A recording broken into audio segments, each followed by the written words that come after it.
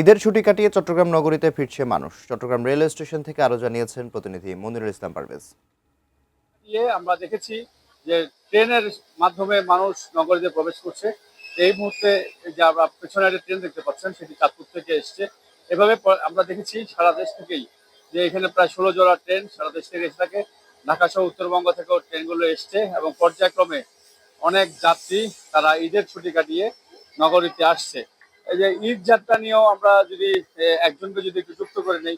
আচ্ছা, আপনি তো ঈদের ছুটি কাটিয়ে আসছেন, এই ঈদ যাত্রা কেমন ছিল একটু বলবেন? আলহামদুলিল্লাহ মোটামুটি খুব ভালো হয়েছে। আমি ঘুরতে আসছি, আমি চাকরি বাকরি করি না। ভাইয়া, ঈদের ছুটি কাটিয়ে আসছেন, একটু বলবেন যে কবে গেছেন আর এই যে আসলেন, ঈদ যাত্রাটা কেমন ছিল? ঈদ যাত্রা আসলে আমি ঈদের ছুটি গেছিলাম হচ্ছে অনেক আগে, 13 তারিখে গেছিলাম গত মাসে। বাট ঈদ যাত্রা আজকে যে আসছি আমরা, ট্রেন অনেক লেট, মানে খুবই ভোগান্তি ট্রেনে। I am not satisfied with that.